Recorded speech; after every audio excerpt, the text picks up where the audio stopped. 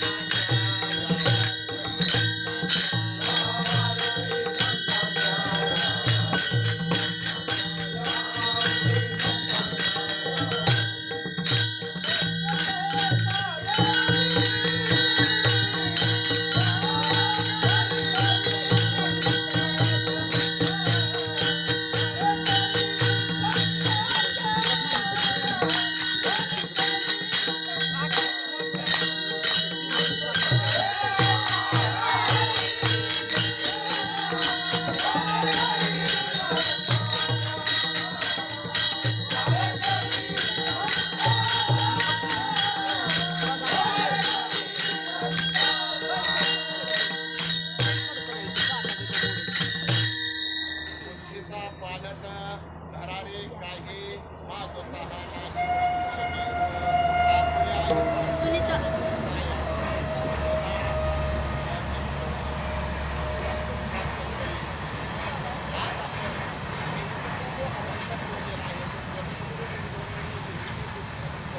साधू वैराग्याची मूर्ती असणारी तुकोबराय घेऊन निवासी तुकोबराय यांचा हा 5 चरणाचा आणि उपदेश्वर प्रकरणातील हा अभंग आहे. त्या अभंगाद्वारे तुकोबराय आपणासमोर काय मांडतात ते आपण पाहणार आहोत. तत्पूर्वी सेवेला सुरुवात करण्यापूर्वी आजची जी ही सेवा आहे ती कशाच्या निमित्ताची आहे हे आम्हा सर्वांना जरी माहीत असलं तरी त्या सेवेला सुरुवात करण्यापूर्वी त्याचा परिहार देणं हे वक्त्याचं वक्तव्य करण्यापूर्वीचं कर्तव्य आहे. ते असं कैलासवासी हिराबाई नामदेव खरात त्या आज मुरवडी गावातील ज्या माता आहेत यांचं हे प्रथम पुण्यस्मरण म्हणजे प्रथम वर्ष श्राद्ध आणि त्यांच्या कुटुंबातील जे त्यांचे आप्तेष्ट आहेत त्यांचा बाकीचा परिचय असा आहे. शामराव नामदेव खरात त्यांचे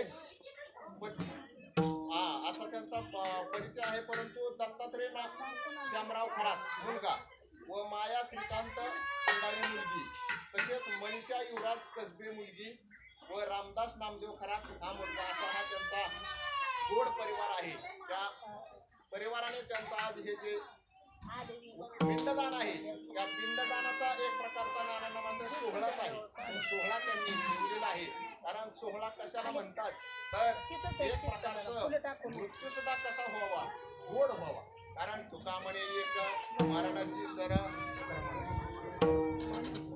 तुका म्हणे एक मरणाची सर उत्तमाची उरे कीर्ती मागे, उत्तम कीर्ती मागे उरते ना त्यालाच अनुपम्य सोहळा झाला असं म्हणतात. त्यांचा सोहळा चांगला झाला कारण कीर्तन भजन हे कसं आहे, ज्यांच्या दारात कीर्तन होतं भजन होतं ते दार कसं आहे तर त्या दारात ज्या दारात तुळशी वृंदावन आहे किंवा वैष्णव आहेत येतात, ते वैष्णव ज्या दारात येतात किंवा एखाद्याच्या घरात एक तरी मालकरी कमीत कमी दादांना माहिती असावा. कारण जयाचे पुढे एकही वैष्णव नाही, एकही वैष्णव त्याचा पुढे बहुत नदी तापा.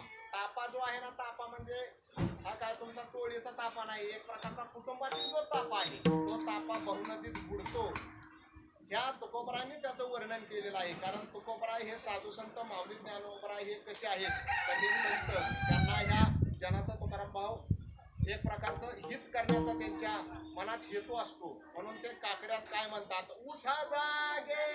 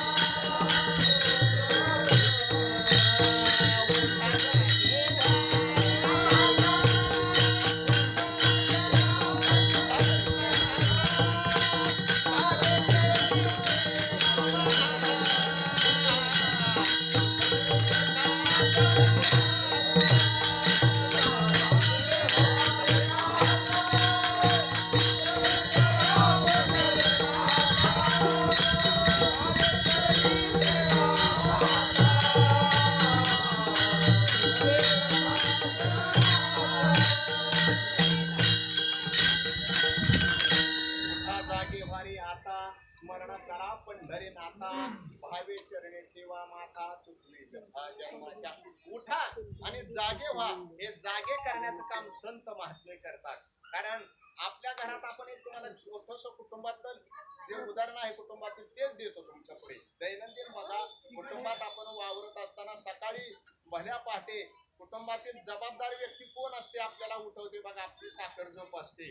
त्या साखर झोपेत आपल्याला कोण उठवतं तर आपली आई उठवते. आई का उठवते तर आईच्या उठवण्याच्या मागे काय वाईट हेतू नसतो. आईचा आपल्याबद्दल एक प्रकारचा चांगलाच प्रेम भावनेचा उद्देश असतो म्हणून उलट आई उठवते. आईला वाटतं भल्या पहाटे लवकर मुलगा उठावा आणि स्नान त्याचा विधी जो आहे तो विधी पूर्ण करून त्याने चांगल्या कामावर किंवा चांगल्या उद्देशाने बाहेर पडावं आणि तो आयुष्यात मोठा व्हावा आणि यशस्वी व्हावा.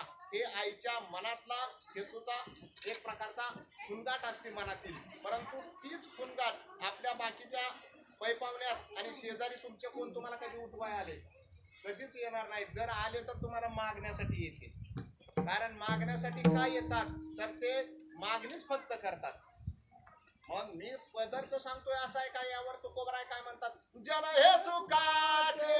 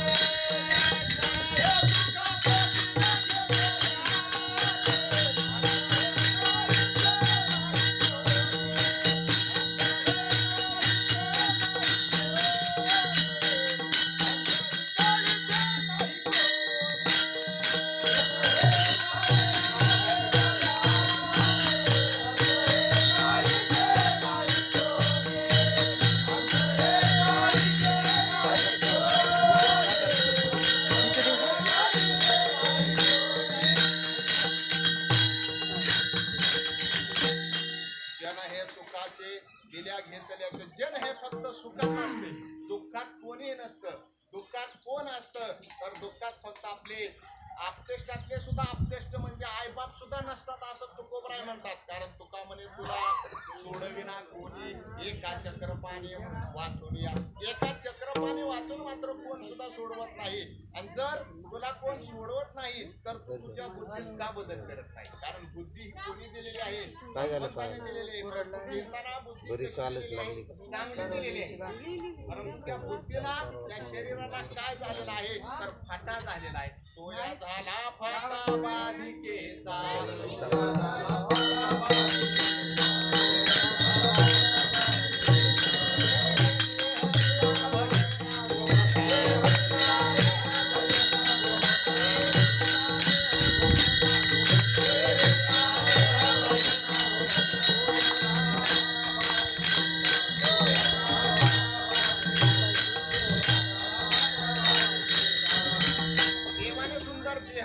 सुंदर डोळे दिले, सुंदर कान दिले, परंतु ते कशासाठी दिले. श्रवणे कीर्तने झाले ते पावन, संकाधिक जान परम भक्त झाले ते विश्रांती. याचक सकळ आपण परमभाऊ म्हणून जातो.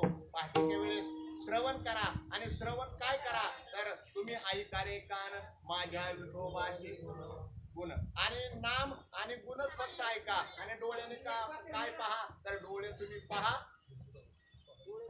घ्या रे सुख पहा विठोबाचे मुख.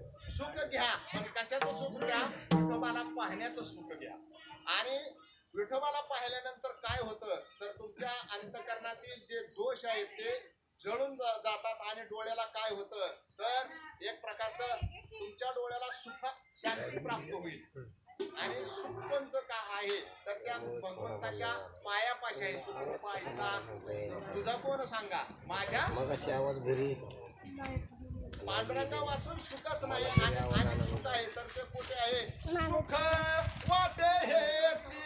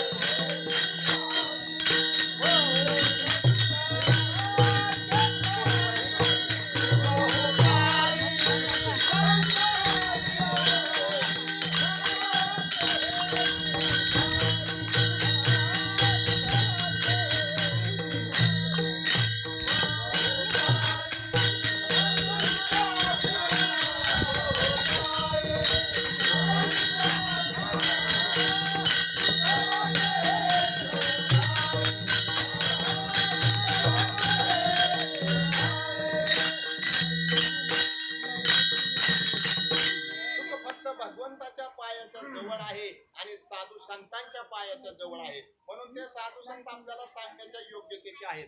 कारण ज्याच्या जवळ आपण एखादी वस्तू मागायला गेलो, तुकाराम महाराज आहेत आपले हे मृदुंगाचार्य, यांच्याकडे आपण मृदुंग मागायला गेलो, परंतु त्यांच्याकडे मृदुंग तर पाहिजे ना. मृदुंग त्यांच्याकडे जर असेल तर मागायला जाण्याला अर्थ आहे. मृदुंग त्यांच्याकडेच नाही ना, आपण जर त्यांना मृदुंग मागण्यासाठी गेलो तर बरोबर वाटतंय का तुम्हाला? तसंच अगदी त्या उदाहरणासारखंच आहे, सुख ज्यांच्याकडे आहे त्यांच्या जवळच जा. कारण एक तुम्हाला छोटासा दृष्टांत देतो, त्या दृष्टांतात तुम्हाला कळून जाईल सुख कोणापाशी आहे ते. एक खेडगाव होतं, त्या खेडेगावात एक अनाथ मुलगा राहत होता आणि तो अनाथ असल्यामुळे त्याच्या अंगावर वस्त्र पुरेशी नव्हती. तो गावभर फिरायचा आणि थोडेस काय मिळेल त्याच्यावर त्याचा उदरनिर्वाह करायचा. काही दिवस लोटले, थोडे थंडीचे दिवस आले. थंडीचे दिवस आल्यानंतर काय झालं, त्याच्या शेजारी एक त्याच्यापेक्षा खालच्या अवस्थेतला त्याच्या जवळून चालला. तो म्हणजे पूर्ण नग्न अवस्थेत. आता नग्न अवस्थेतला याचक चालला आणि त्याने पुढे जाऊन आपल्याला काहीतरी मिळेल आणि ही थंडी आपल्याला थंडीपासून काहीतरी संरक्षण मिळेल याची अपेक्षा मनात बांधली आणि तो याचक फिरण्यासाठी फिरत फिरत निघाला. भटकंती केली. थोड्या वेळानंतर पहिल्या जो याचक आहे त्याच्या जवळ गेला आणि तो त्याला म्हणाला, थोडं थंडीपासून संरक्षण होण्यासाठी वस्त्र आहे. आता बघा तुम्ही, उघड्या शेजारी गेलं नागडं आणि रातभर हिंदागून मेलं. तुम्ही म्हण आहे बघा. आणि ही म्हण काय आहे, तर त्याच्याजवळ जर वस्त्र असली तर तो थंडीने गारठला असता का? सुख मिळण्याचं ठिकाण कोणतं आहे, तर ते साधू संतांचं आहे. दृष्टांत संपला. त्यांच्याजवळ सुख नाही. बऱ्याच वेळेस परमार्थ हा असा आहे, परमार्थात सुख आहे, परंतु मनुष्य प्राणी परमार्थात कधीच समाधान मानत नाही. परमार्थात का समाधान मानत नाही, मला हेच सुखाची गोष्ट आहे, मला समजत नाही. परमार्थात सुख आहे, परंतु मनुष्य सुखाच्या जागेपासून लांब जातो आणि स्वतःच्या हाताने, दादांना माहित आहे, एक प्रकारचा भ्रमर असतो. तो भ्रमर काय करतो, स्वतःच्या भोवती एक जाळं तयार करतो आणि तो जाळं इतकं करतो की एक दिवस त्या जाळ्यात स्वतः गुंततो आणि पृथ्वीच्या दारात पडतो. अगदी त्या भ्रमराप्रमाणे, त्या कीटकाप्रमाणे आपण सुद्धा आपल्या भौतिक प्रपंचाचं, तुकाराम महाराज इतकं जाळं करतो की एक दिवस आपण त्या जाळ्यात गुंततो आणि गुंतून काय होतो, आपण पूर्ण संपतो. पण संपलं तरी आपली कोण करील जीवन नेणं फ्यूज गेला असणार. कोणच करत नाही. कारण हे जनच मागा तुम्ही सांगितलं तसं असं आहे, दिल्या घेतले नाही. देणारा असले तर त्याला मान आहे, घेणाराला मान नाही. घेणाराला जोडे आहेत, जोडे. प्रपंचच असा आहे, दुःखाने पूर्ण भरलेला आहे. दुःख बांधवाने आहे हा संसार.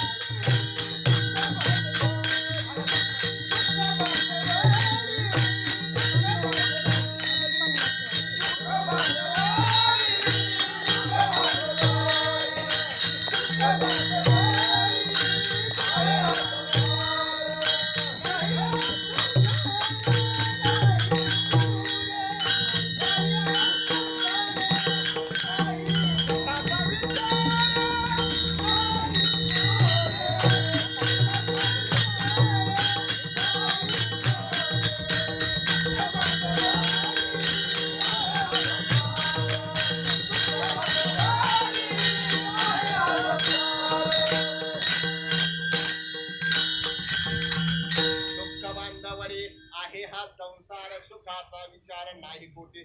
प्रपंचात सुख नाही. मग आता तुम्ही म्हणतात तुकोबराय सांगतात सुख नाही, मग असं उदाहरण आहे का? आहे ना तुकोबराय ह्याचा अभंगाच्या पुढच्या चरणात सांगतात 14 कल्पावरी आयुष्य जयाला परितो राहिला ताठिकाणी. मार्तंड्य ऋषीचं मोठं उदाहरण तुकोबरायांच्या अभंगाच्या गाथेची निर्मितीच अशी आहे. अभंगात सुद्धा तुकोबरायांनी दादानामाच्या उदाहरणं दिलेली आहे, पण त्या उदाहरणाकडे आपले पाहण्याचा दृष्टिकोन आहे का? पहा, वाचावी ज्ञानेश्वरी डोळा पहावी पंढरी, ज्ञान होय अज्ञानाची आयसा वर त्या टिकेची, ज्ञान होय मुळा अति मूर्ख त्या दगडा, आणि वाचिल जो कोणी जनी त्याचे लोटांगण. जनाबाई म्हणतात जो वाचेल ना त्याला मी लोटांगण घालील. मग वाचणाराचं बघा किती पुण्य आहे, त्याला लोटांगण जनाबाई घालतात. मग वाचायचं का कुटाळ करायचं हे तुम्ही ठरवा. मी बोलणं म्हणजे तुम्ही म्हणताल महाराज तुम्ही कुठल्या गावावर आलाय आणा मला आता ब्रह्मज्ञान शिकवायला लागणार नाही. साधू संत गेले आनंदी राहिले, हरिनामे झाले पुस्तक एका जनार्दनी मांडले दुकान, देतो मोलाविना सर्व वस्तू. वैष्णवांचा माल खरा तुरा तुरा रे वस्तू. वैष्णवांचा माल खराच आहे आणि तो खरा आहे म्हणून त्याला दादांना माहिती आहे तुरा तुरा वस्तू. तुला मला झाले, वैष्णवांच्या मालाला इतकी गर्दी आहे, तुला मला झाले, तुम्हाला मिळते का मला मिळते. तुकोबरायांनी देव घ्या तुम्ही देव घ्या तुम्ही ऐकून आला घरी चालून घरी फिरून पाहिलं, परंतु लोकांच्या हृदयात देव न घेण्याची जागा, देवाच्या जागेवर त्यांनी काय साठवले प्रपंचाच्या गोष्टी आणि दुःखाच्या या दुःखरूप गोष्टी साठवल्यामुळे देव साठवायला जागा शिल्लक राहिली. आणि माऊली ज्ञानेश्वर महाराज तेच म्हणतात, कारण तुम्ही काय करा, माऊली ज्ञानेश्वर महाराज हे कोण आहेत तर माऊली त्यांना उपमा दिलेली आई आहे. तर ती आई का आहे तर त्याचं सुद्धा वर्णन आहे. माऊली होई माझ्या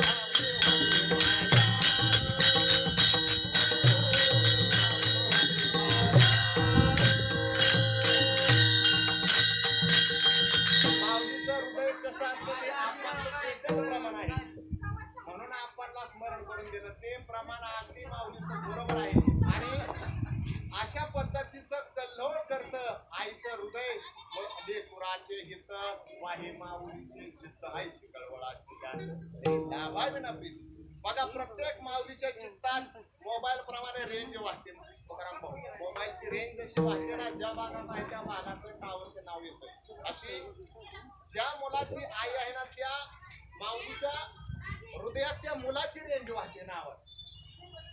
मुलगा कसाही असो त्या मुलाबद्दलची काळजी आईच्या हृदयात असते आणि हीच काळजी साधू संतांच्या हृदयात आहे. ते कसे आहेत तर तुम्ही संत माय बाप कृपावंत माय बापाप्रमाणे आहेत म्हणून त्यांना कळवळा येतो आणि म्हणून ते अभंगाच्या पहिल्या चरणात आपल्याला उपदेश करतात. आणि ते काय म्हणतात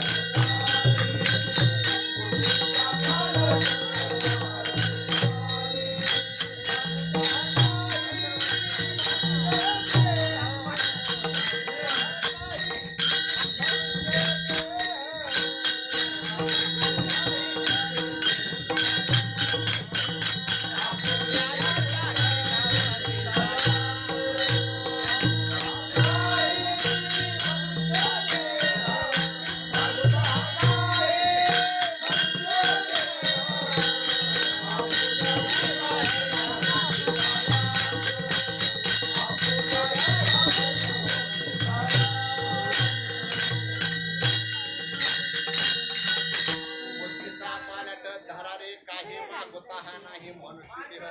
शॉर्टकट मध्ये साधू संतांनी सांगून टाकलं, बुद्धीचा पालन धरा. आपल्या ह्या भगवंताने दिलेल्या देहाला एक बुद्धी दिलेली आहे आणि त्या बुद्धीत काय करा, तुम्ही बदल करा. बदल करा. कोणता बदल करा? पालन करा म्हणजे बदल करा. तो कोणता पालन करा? भगवंताच्या चिंतनाचा पालन करा, त्याची गोडी लावा. आणि नाहीतरी कसं आहे ते अभंगाच्या दुसऱ्या चरणात सांगितलेलं आहे. संसारातल्या गोष्टी कशा आहेत तर आपण जे समजतो ना ते आपलं नाही आणि जे आपलं आहे ते आपलं कसं नाही. तर तुकोबराय ते दुसऱ्या चरणात सांगतात आपल्या हिताची नवती साया.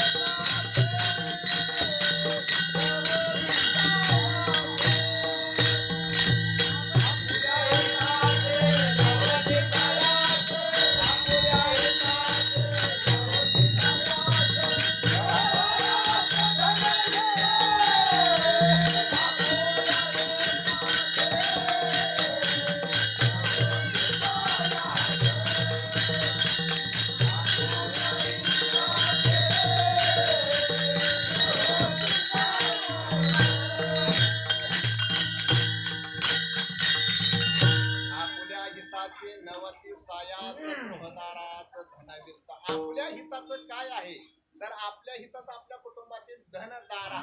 धन म्हणजे आपल्या जवळचं जे धन आहे. लक्ष्मी आपण समजतो परंतु ती लक्ष्मी सुद्धा चंचल आहे.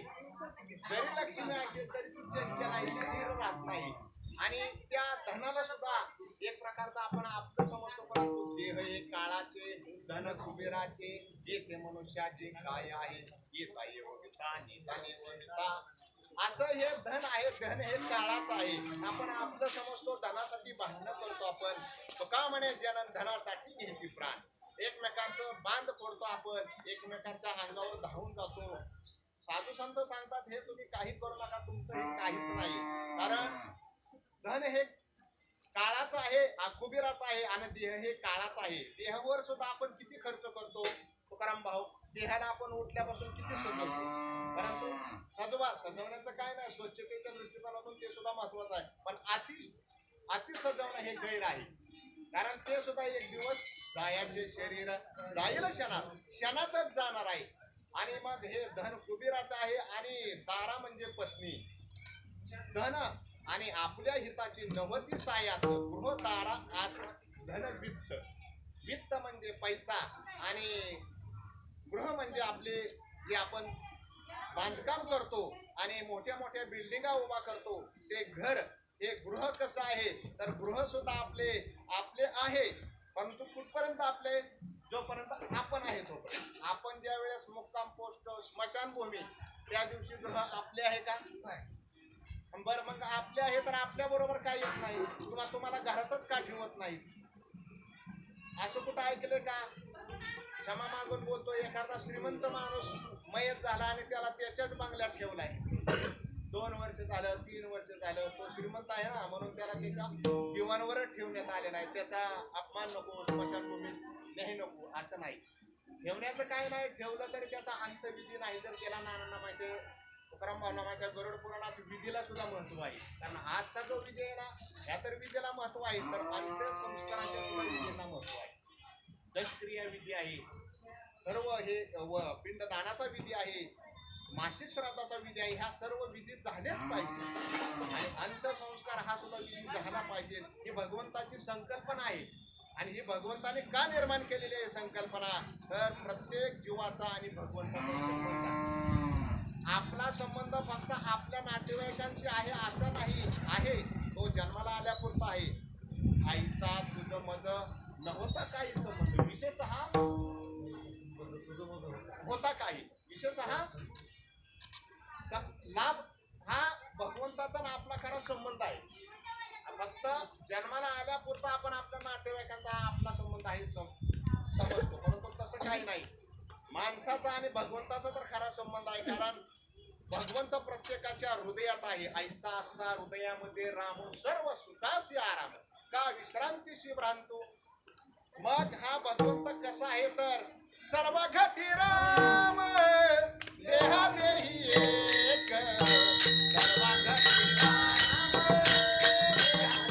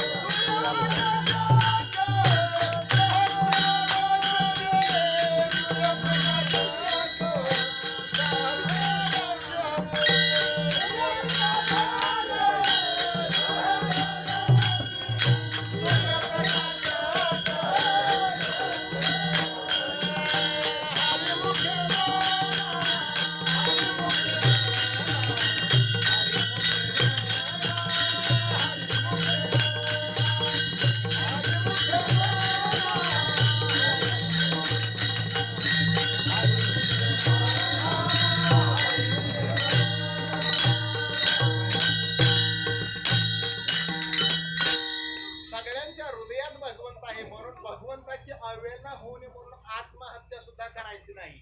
आत्महत्येसारखं दुसरं पाप नाही.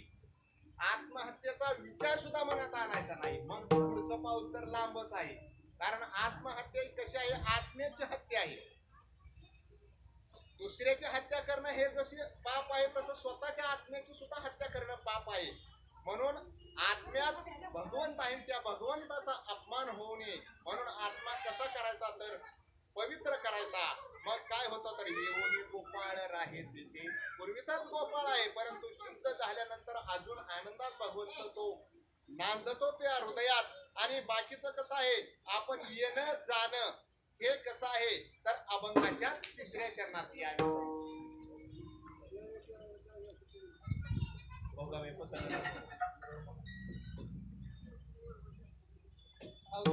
निधान लागले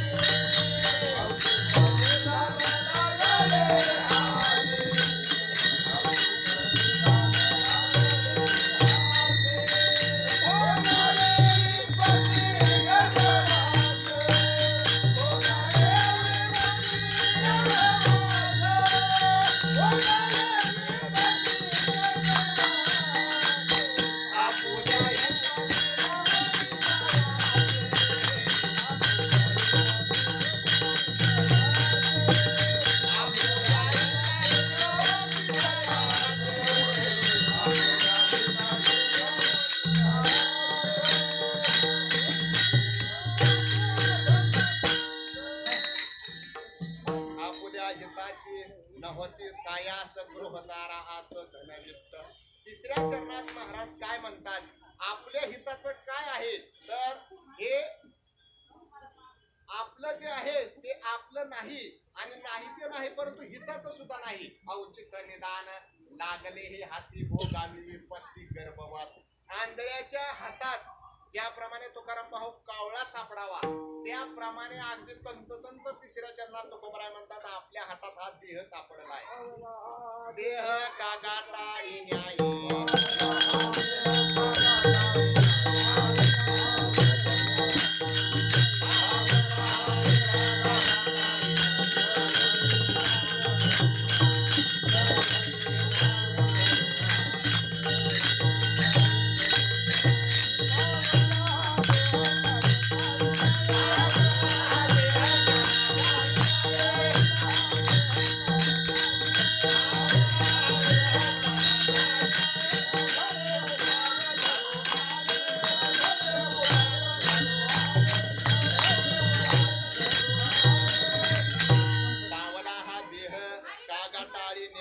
घडे उपाव घडू आले न घडणारे हे घडून आले कोणतं तर आपल्याला देह मिळालेला आहे आणि ते या अभंगाच्या तिसऱ्या चरणात म्हटलेलं आहे.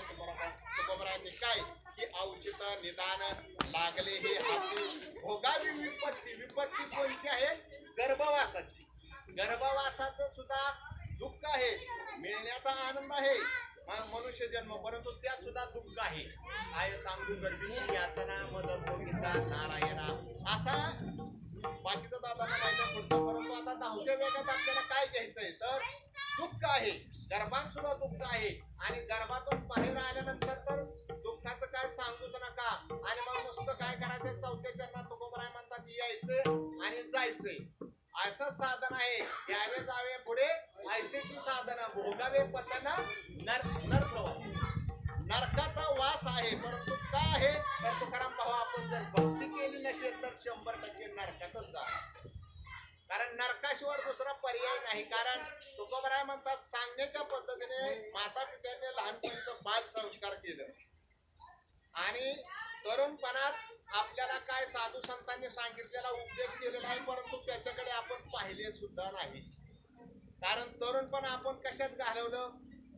तरुणपण हे आपण हौस मौस करण्यात घालवलं. तारुण्याच्या मध्ये नमानी पुनासी सदा मुसमुसी धुळी जैसा आठवणी वेठोनी बांधलेला मुंडासा फिरत असे मैसा जनामध्ये. आता खालच्या भाषेत थोडस तुकोबराय सुद्धा काय बोलतात माता माऊलींची क्षमा मागून सांगतो. एखादा म्हैसाच म्हणजे जसा हेलगा आहे ना म्हशीचा रेडा तो जसा म्हशीच्या कळपात छाती काढून फिरतो. का फिरतो? त्याचं म्हणणं असतं ह्या वस्त्राच्या कळपात मीच फक्त एक म्हैस रेडा आहे. परंतु त्याला जसा अभिमान असतो ना तेवढा तरुणपणातल्या माणसाला अभिमान असतो. पण आता प्रत्येक तरुणाला असतो असं नाही. ज्याच्यावर संस्कार आहेत आमच्या तुकाराम भाऊ सारखं त्या संस्थेतील गोड मुलांसारखं त्यांच्या मनात कधीही तो विकल्प येणार नाही. कारण तो संस्काराचा एक भाग आहे.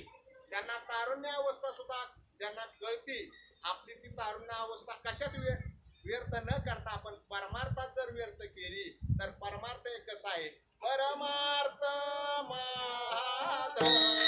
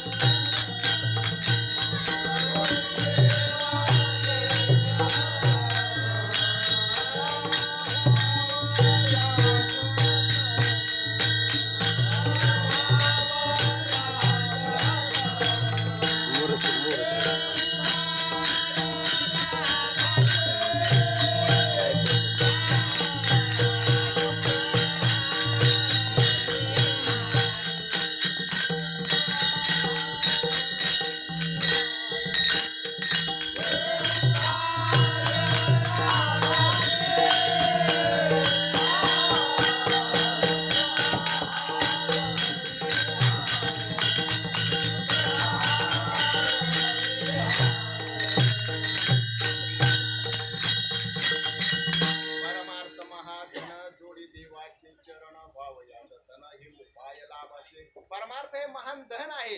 पण ते त्या संस्कारात जे वावरलेत ना वाढले त्यांना फक्त कळत आणि जे वाढले ना त्यांच्यासाठी हा तुकोबरायांचा प्रमाणाचा जो भाग आहे तारुण्याच्या मध्ये नमाने कोण आहे ते कोणालाच मानत नाहीत, साधू संतांना मानत नाहीत, आई वडिलांना मानत नाहीत. आणि आज बघा तरुण पिढी नाही ती व्यसन करून वाहवटलेली आहे. आणि ह्या तरुण पिढीकडे पाहिल्यानंतर साधू संतांना सुद्धा किंवा आली. म्हणूनच साधू संतांनी हा जो अभंग आहे याच्या पहिल्या चरणात म्हटलेला आहे, बुद्धीचा पालट धरारे काही मागता नाही मनुष्य जीव, आपुल्या हिताची नव्हती सायाच, गृहदारा आस धनवित्त, अवचित निदान लागले हे हाती भोगावी पती गर्भवास, यावे जावे पुढे ऐसीची साधन भोगावे पतन नरकवास, विठ्ठल भ्रमाई.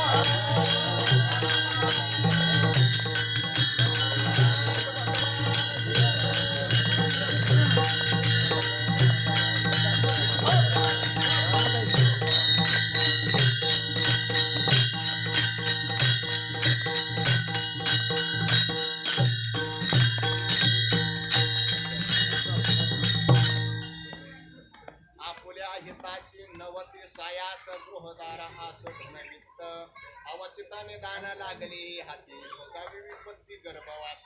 तुकोबराय म्हणतात आपल्याला काय करायचंय तर आपल्या हिताचं हे काहीच नाही म्हणून द्रौपदात हे सांगितले. परंतु का सांगितले तर बुद्धीचा पालट धरावे पाहिजे. तर बुद्धीचा पालट करण्यासाठी आपलं काय आहे का नाही ते अगोदर सांगितलेले. द्रौपदात बहार आहे बघा. या प्रत्येक अभंगाच्या चरणांची कशी रचना असते. काही अभंगाच्या शेवटच्या चरणात तुकोबरायाने त्याचा सार सांगितलेला आहे. तर आपलं काहीच नाही आणि मग काहीच नाही तर मग आपण बुद्धीत का बदल करत नाही.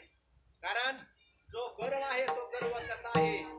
एक दिन निकले सैर करने मन में कई अरमान थे, एक दिन निकले सैर करने मन में कई अरमान थे, एक तरफ हरियाली थी एक तरफ मशान थे, पैरों के नीचे तले हड्डी आई उसके बयान थे, चलने वाले संभल कर चल हम भी एक दिन इंसान थे. आता संप्रदायाच्या नियमाने हड्डी म्हणजे काय बोलायचं तुम्ही आता जाणून घ्यायचं. परंतु ते पायाखाली आले आणि पायाखाली येऊन काय म्हणते खादीचे कपडे घालणाराला, अरे आम्ही सुद्धा एक दिवस अशीच खादीचे कपडे घालत होतो आणि आम्ही सुद्धा असंच मिरवत होतो. परंतु आज आमची अवस्था काय झालेली आहे. आम्ही कुठं पडलेलो आहे स्मशानभूमीत पडलेलो आहे आणि आमची ही आज अवस्था आहे. तू सुद्धा एक दिवस आमच्याच जागेवर येणार आहे.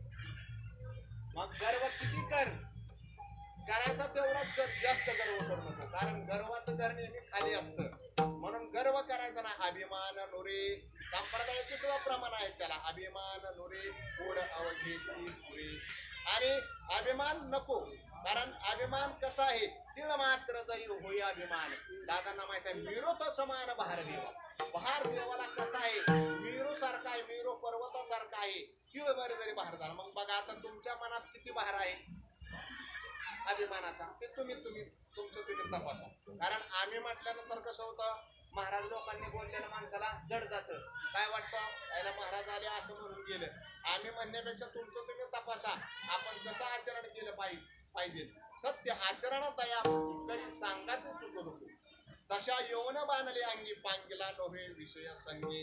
विषयाचा संग करू नका. संग कशाचा करा संग सज्जनांचा उच्चार नामाचा घोष कीर्तनाचा तुका म्हणे आईच्या साधनी जोर आहे तोच ज्ञानाला आहे गुरु. गुरुची कृपा होईल परंतु कधी आधी संघ चांगला करा.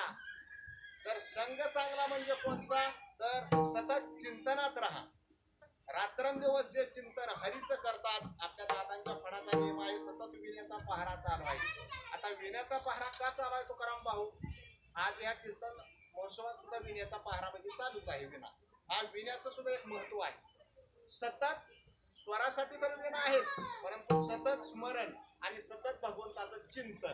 चिंतनाने काय होतं तर चिंतनाने भगवंताची आपल्याला सतत आठवण राहते. आणि भगवंताच्या चिंतनाने काय होतं तर तयाच्या चिंतने करतील दोष. आता हे भगवंताचं नाही, हे साधू संतांचं चिंतन आहे. परंतु नुसत्या भगवंताचं चिंतन करणाऱ्या साधू संतांचं चिंतन केलं तरी एवढा फायदा आहे म्हणल्या, मग भगवंताचं केल्यावर केवढा फायदा. तयाच्या चिंतने तरतील दोष. जळतील राशी पातकांच्या, तुमच्या राशीच्या राशी जळतील, पण त्याच्या साधू संतांचं चिंतन केलं तर. ते साधू संत कोणाचं करतात तर ह्या पांडुरंग परमात्म्याचं चिंतन करतात. पांडुरंग परमात्मा कसा आहे तर मगाच मी बोलून गेलो, सुखरूप आहे, त्याच्याच पायाच्या ठिकाणी सुख आहे. आणि त्याची चरण कशी आहे, समचरणात दृष्टी विठेवरी साजिरे ते माझी हरी वृत्ती राहू. तुकोबराय म्हणतात माझी वृत्ती त्याच ठिकाणी राहते. परंतु आपण वृत्ती ठेवतो का, नाही ठेवतो. आपण काय करतो, आपण धनाच्या अभिलाषाने पळतो आणि सर्व भावे लोभ्या आवडे हे धन. आवडतं धन सर्व भावे लोभ्याला, परंतु आवडलं तरी त्या धनाचा कसा आहे, एक प्रकारचा आपल्याला अतिरेक नको आहे. कारण धन किती असावं साधू संत सांगतात उदरनिर्वाह.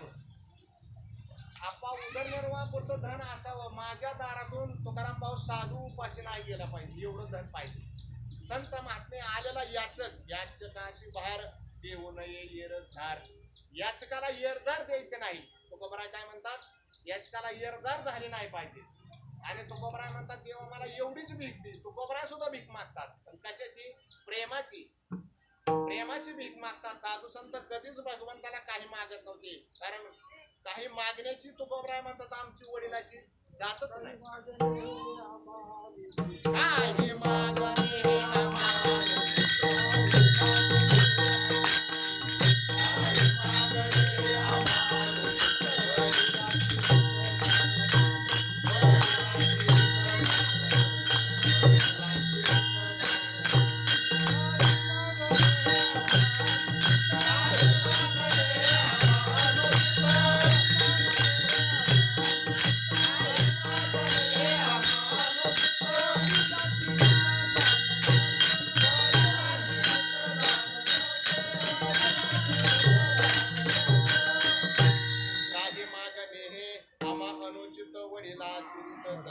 काही मागण्याची आमची जातच नाही. तुकोबराय म्हणतात आमच्या वडिलापासून काही मागितलेलं नाही.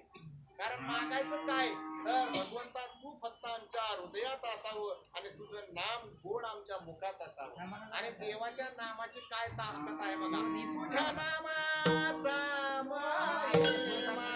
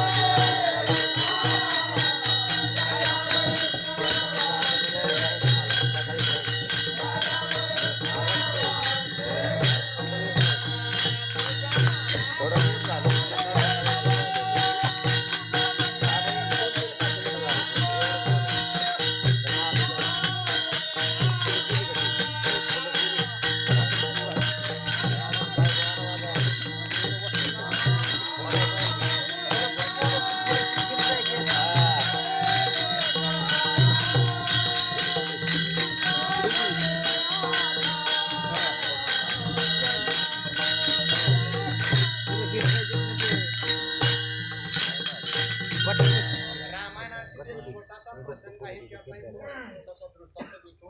तो असा आहे, भगवंताचं नाम हे किती गोड आहे किंवा किती नामात ताकद आहे. त्या दगडांचा तुकाराम भाऊ ज्या वेळेस प्रयोग करण्यात आला शिवलो बांधण्यासाठी, त्यावेळेस प्रत्येक दगडावर प्रभू रामचंद्राचा राम नामाने तरला. हनुमंतरायांच्या नामाचा जो उच्चार आहे तो सर्वांनी ऐकला आणि सर्वांनी हनुमंतरायांच्या हातून पाणी दिलं. राम नाव टाकायचं आणि प्रत्येक दगड हा पाण्यात टाकायचा. सेतूचं बांधकाम पूर्ण होत आलं. आता प्रभू रामचंद्र हे पाहत होते, परंतु प्रभू रामचंद्राच्या मनात आलं, अरे माझ्या नावाने दगड तरतात म्हटल्यानंतर मी एकट्याने जरी एक दगड टाकून पाहिलं तर काय होईल तुकाराम भाऊ, न नाव लिहिता तर एवढा एक प्रयोग करून पाहू. आता प्रभू रामचंद्राने काय केलेलं आहे, सगळ्यांची सुट्टी झाली आणि सुट्टी झाल्यानंतर एक दगड घेतला आणि सेतूचं बांधकाम टाकला. तो दगड टाकायचं बोलता, तो दगड बोलता, फक्त तो दगड बोलताना पाहिला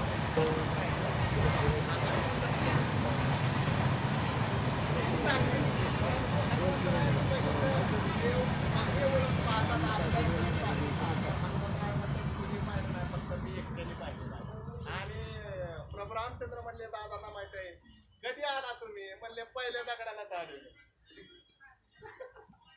हनुमंतरायांचा हा भाग काय आहे तर पाहुणीचा एक भक्तीचा तो नामाचा महिमा होता. प्रभू रामचंद्राचं उदाहरण काय दिलं, प्रभू रामचंद्रांनी सुद्धा टाकल्यावर तरेलच, यात काही नवल नाही, ही सांगायची तुम्हाला गरज नाही. प्रभू रामचंद्राची सुद्धा ताकद भरपूर आहे, परंतु हे उदाहरण जगासाठी आहे. भगवंत सुद्धा हे उदाहरण असे जीवनात का मांडले भगवंताने, तर एक साधू संतांना आपल्यापासून साधू संतांनी आणि देवानी काहीतरी जनाला बोध व्हावा याच्यासाठी प्रत्येक उदाहरण आहेत. त्या उदाहरणाकडे आपण पाहिलं पाहिजे आणि पाहून ते उदाहरणं आत्मसात केली पाहिजे. तर प्रभू रामचंद्राच्या सुद्धा नामाचा महिमा दादांना माझ्या प्रभू रामचंद्राला कळला नाही. तुझ्या नामाचा महिमा तुझं नकळे मेघ तो का म्हणे जन्म हा जन्म गोड या प्रभू रामचंद्र आम्हाला मात्र कळलेला आहे आणि आम्हाला कळलेला आहे म्हणून आम्ही काय सतत करतो, पांडुरंग ध्यानी पांडुरंग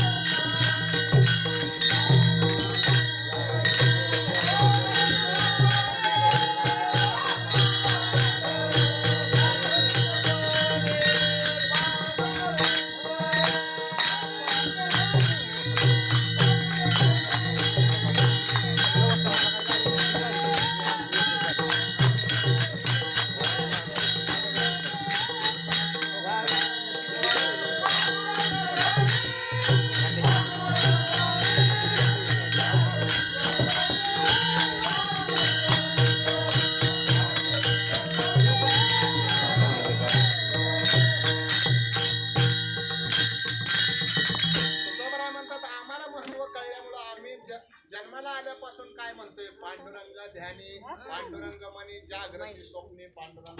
पांडुरंग ध्यानात आणि मनात आणि स्वप्नात सुद्धा पांडुरंग. देव स्वप्नात येईल आणि देवाचं चिंतन स्वप्नात घडायला सुद्धा भाग्यवान माणसाचीच लक्षणं आहेत. कारण भाग्यवान माणसाची लक्षणं कशी आहेत तर हे परमार्थात जे भाग्य समजतात ते भाग्य वेगळं आणि संसारात भाग्य समजतात ते आपण भाग्य वेगळं. आपण काय प्रपंचात म्हणतो आपल्याला सुंदर बायको मिळाली, सुंदर संसार आपला झाला म्हणजे आपलं भाग्य उदयाला आलं.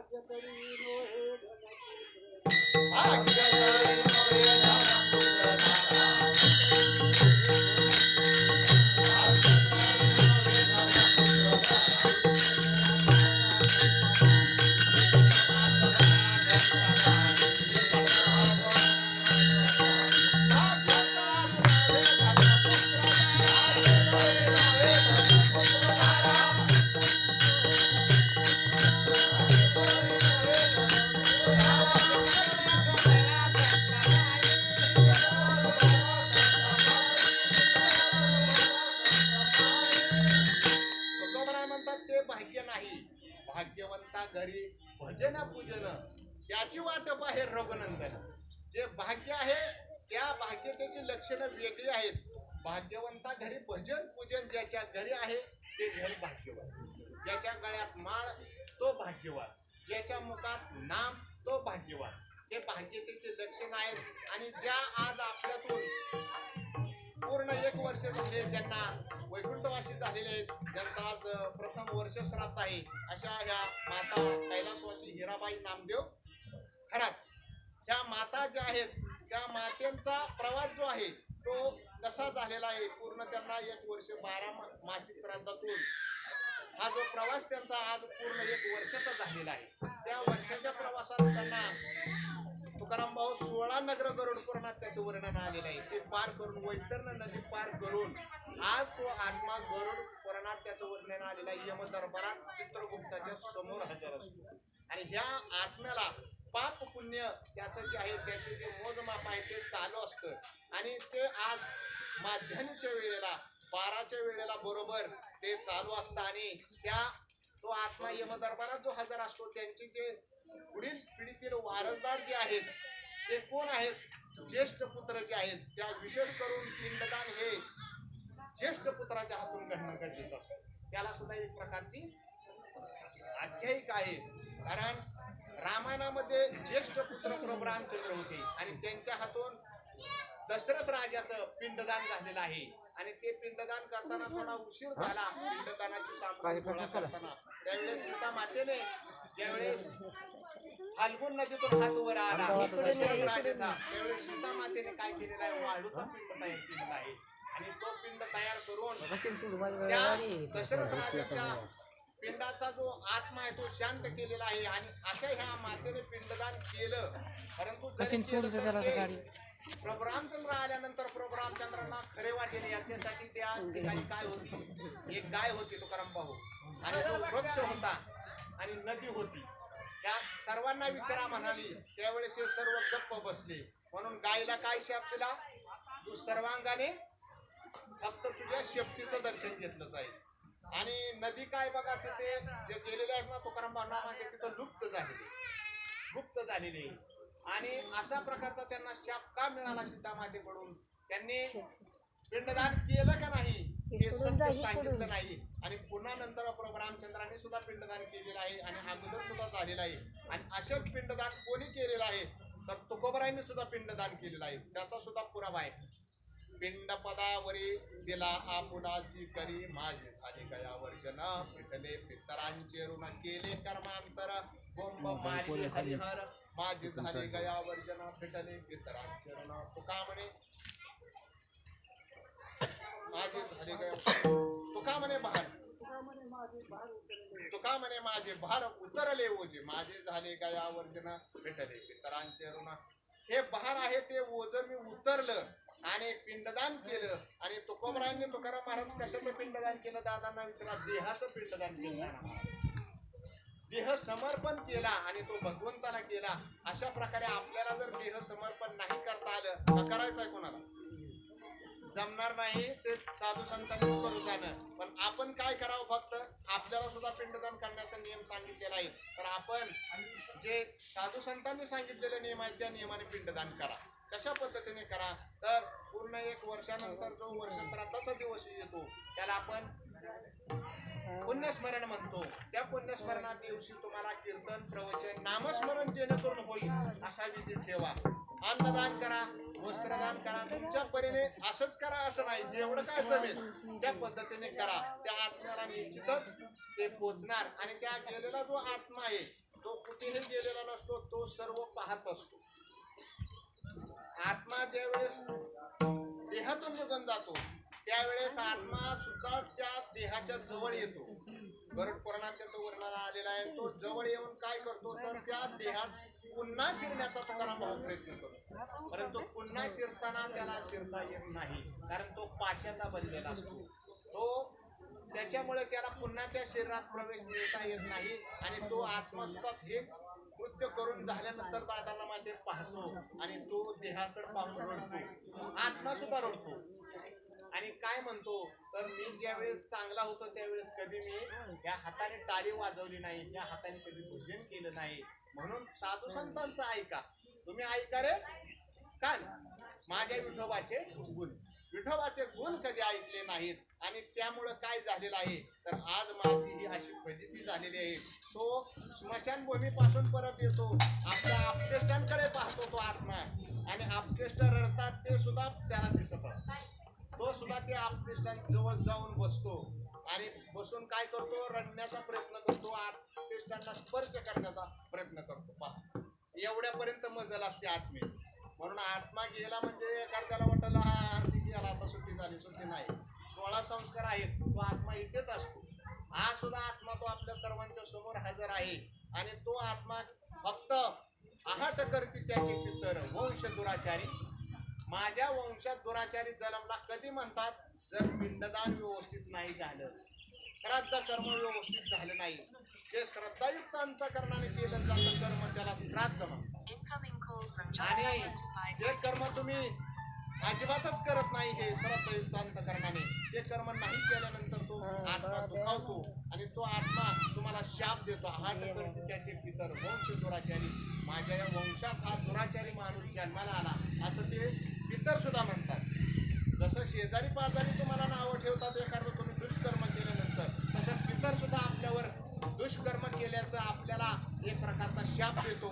आणि चांगलं कर्म जर तुम्ही केलं तर ते तुम्हाला भरभरून आशीर्वाद देतात. आणि मग बघा, काही लोक म्हणतात आम्ही पितरांचं ऋण आहे त्यातून मुक्त झालो, नारायण नागवेळ केलं, पिंडदान केलं, त्रिकालपिंडी केलं आणि मग आमचं बघा असं चांगलं झालं. तसं नाही, ते तर होणारच आहे, परंतु शाप मात्र घेऊ नका.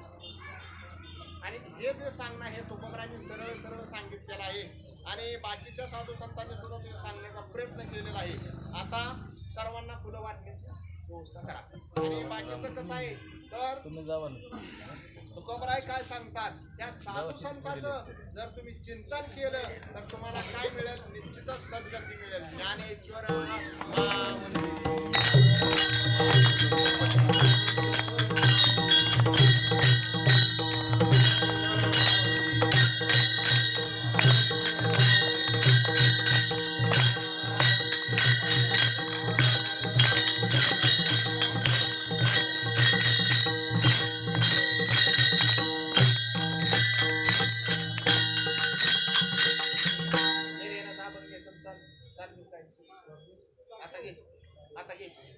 आता निर्यात हो चाल घ्या की चाल घ्या आधी चालून घ्या. त्याच्यासाठी 5 मिनिटं राखलेली आपण म्हणलं ते नाना महाराज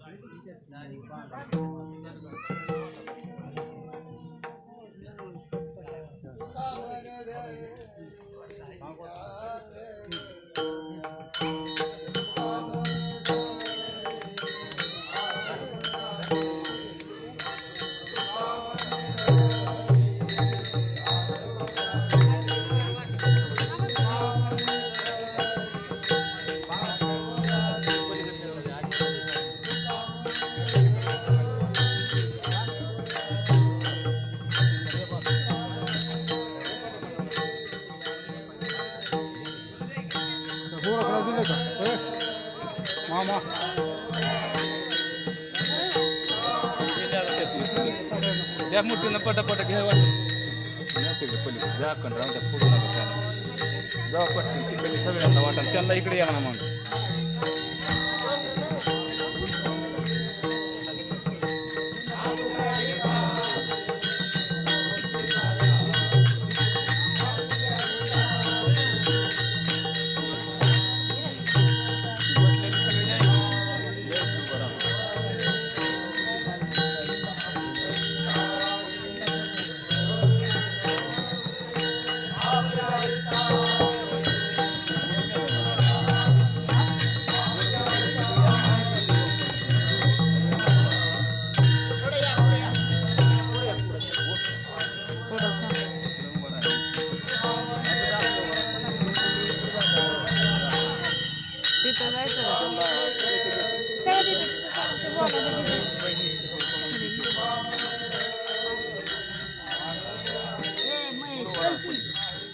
जा पुढे इथून जा तू पुढे.